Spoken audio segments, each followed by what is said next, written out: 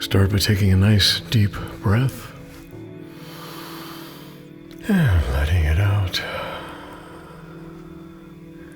And again, starting in your stomach and coming up, filling your lungs.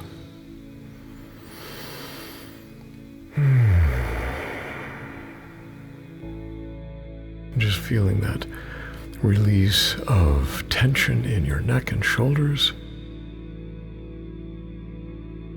flowing down through your arms, out your fingertips, cascading down the side of your body into your hips and legs, all the way down to your toes.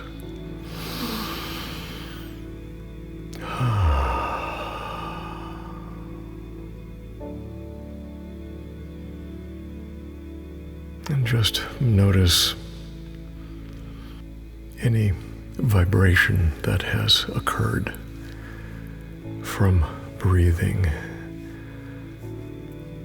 Notice any opening of energetic pathways in your body.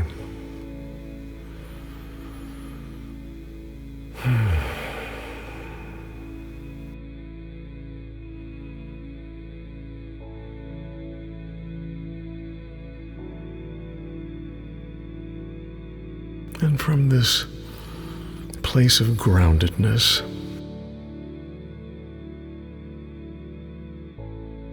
let's ponder the question, what do I want and what do I need?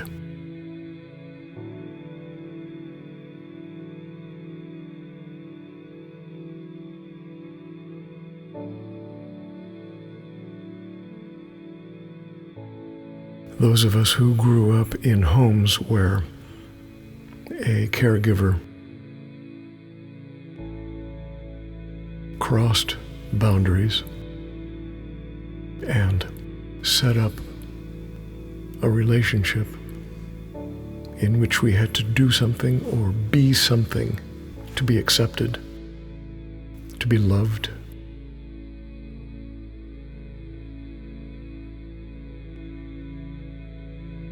For those of us in those situations, we often learn to respond to the people around us. Not only respond, but we are continually sensitized to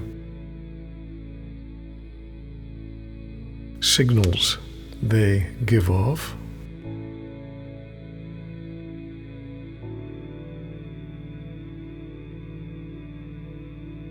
That call out to us in a very deep and primal way and cause us to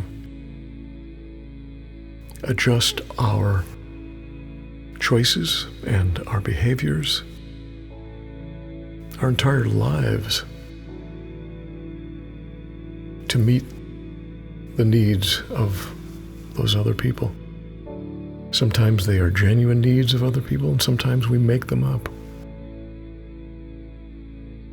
Sometimes we succeed in making other people happy when we respond.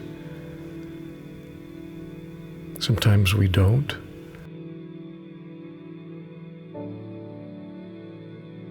Regardless, things change. They always do. And if we have bought into this system, we find ourselves once again trying to figure out, trying to respond to what we think are other people's needs and requests, and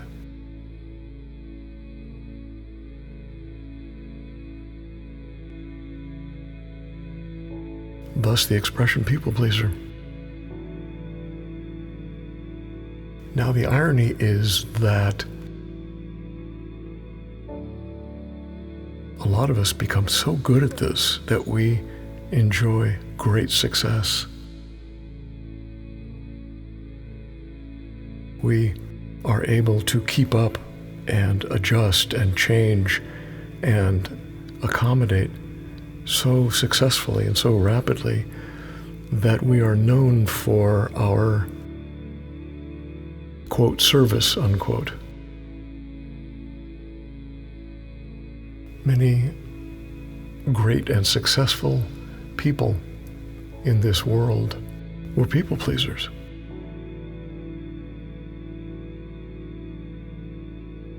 And it's all well and good until we get to the point where we rely on our sense of well-being, our sense of our innate value by how the people around us are reacting, whether they like us, whether they're happy, whether they are accepting, whether they give us praise or they give us criticism.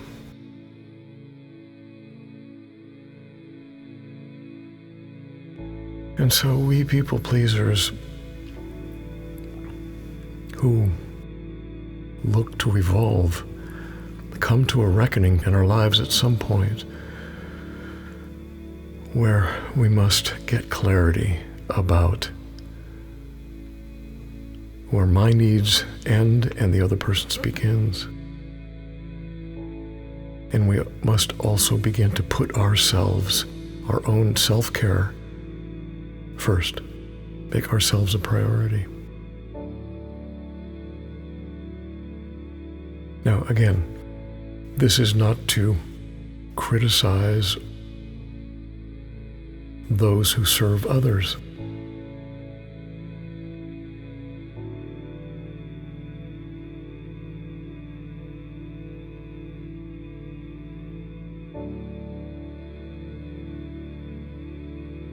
I am talking about the situation in which we base our well-being and our sense of value, our self-esteem, our self-worth, our lovability. We base that solely on the response we get from others. Or the response we get in terms of income, or the feeling we get that I am valuable because I have 4 very expensive houses and lots of expensive cars and clothing and a title.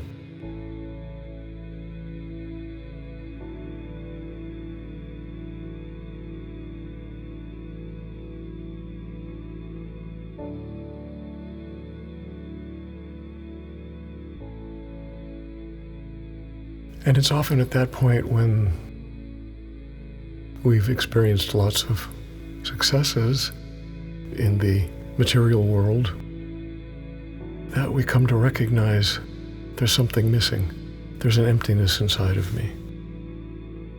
Or there's a kind of turmoil that I've been through that is absolutely draining.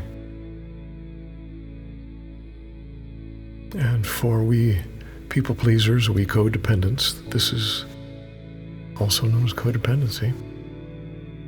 We recognize we've spent enormous energy in trying to manage other people's feelings.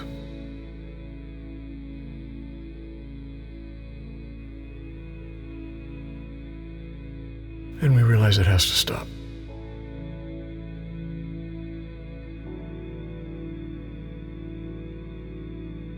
Change doesn't come overnight.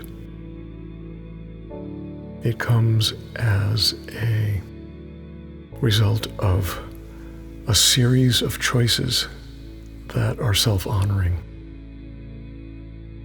And those choices often are related to setting boundaries, because often people on the outside become accustomed to our serving them. A pattern has been established, and when we choose to shut it off, go inside and be with ourselves in a meaningful way, they will often continue to knock at the door in a variety of ways. And the pull to accommodate them, the desire to keep them happy, to keep them from becoming upset, to manage their emotions, to manage what they may or may not be thinking of us or judging us as, that can be very overwhelming and be very difficult to resist.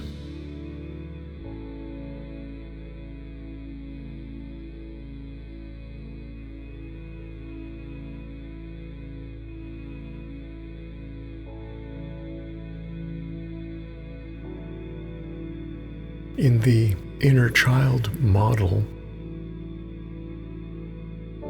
there is a way to create a new reality of self-honoring choices. When we take on people-pleasing,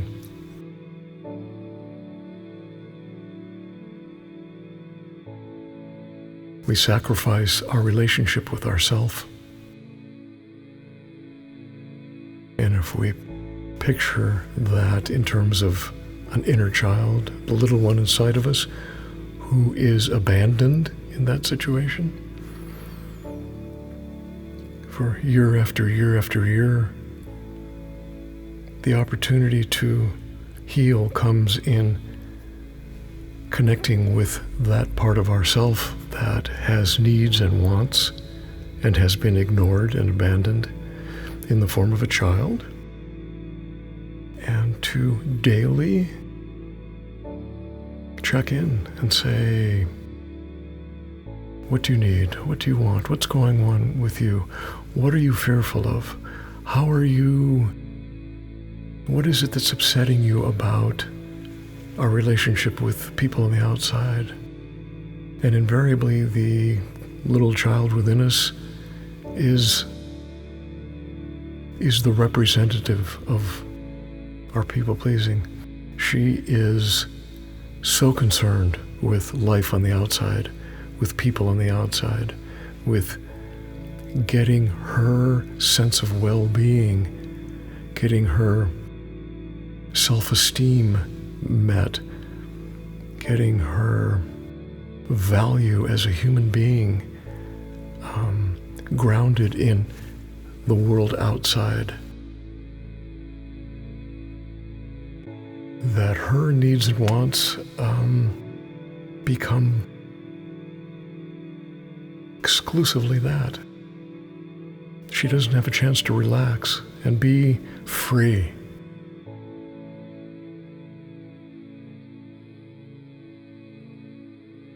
She is not capable on her own of saying, this is nonsense. I've got to take care of myself. Children don't do that.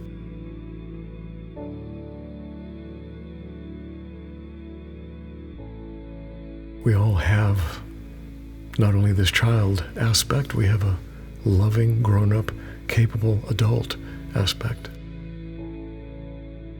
And that adult needs to step in and begin to pay attention to the child aspect within us. Shift priorities, shift methods, do things differently. And it's the adult who can take over and say, no, we're not going to continue to fall into this pattern of jumping when somebody says now. But like all new routines, it takes practice. And one of the tools for accomplishing this change is higher power. The adult, after checking in with the child, letting the child know she's not abandoned, you're here for her, turning her away from the window on the world and saying, that's not your responsibility, that adult then has the option to turn to higher power and say, I need your help in making right choices, self-honoring, self-loving choices.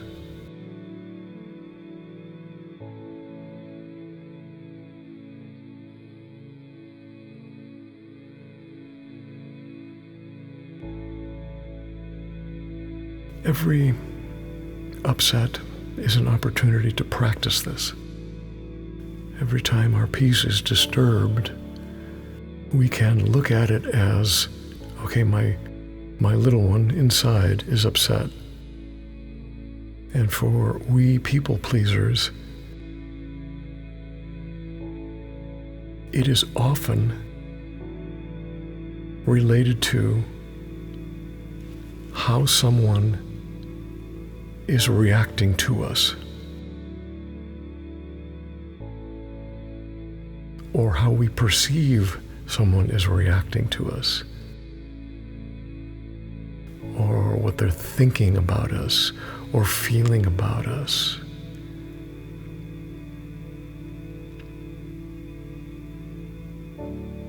And it's usually negative.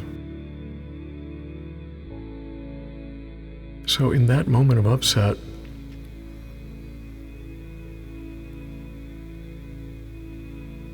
if we can check in with our little one, let her know that person's upset out there is not her business, that I, the adult, will take care of it.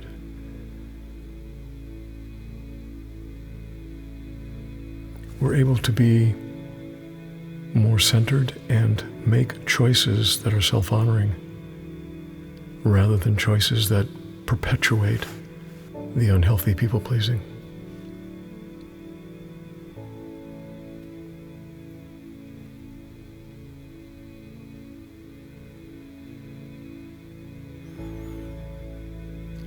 And as we do this checking in on a regular basis with our little one, and she becomes freer and more open and less guarded and less connected to business that is not hers to deal with, she experiences a kind of freedom and creativity and joy that infuses us with a love of life, a very powerful self-esteem, integrity, joy, and healthy boundaries.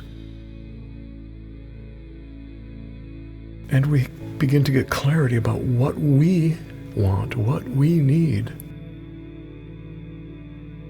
which can be quite mysterious if we've gone for decades not asking that question of ourselves.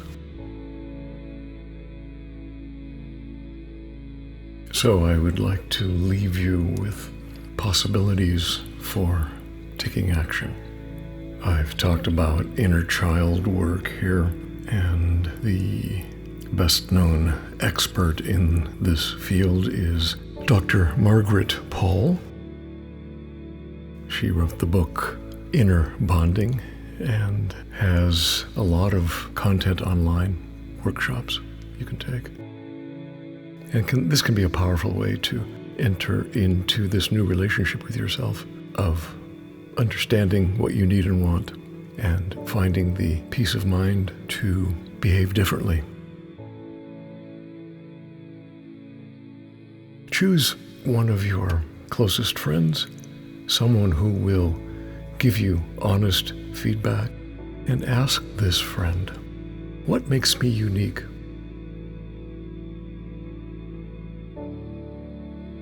What am I really good at? How am I powerful? the answers to those questions may bring some clarity about your needs and wants. And then the last thing I would offer is to sit down, pen and paper, and make 2 columns. At the top of the first one, write I want, and at the top of the second one, I need. And then begin to write down, and do it as though no one was watching. Do it as though as soon as you are done, you are going to destroy that piece of paper. In fact, if it feels good, go ahead and destroy the piece of paper. What's important is to get it out. If you take away anything from this talk, make it this. If you want to have the greatest impact on the people around you, take care of yourself. Treat yourself as you would like people to treat you. If you would like to drop me an email, I invite you to do so, paul@paulbabin.com. I hope this helps. God bless you. You're doing a great job.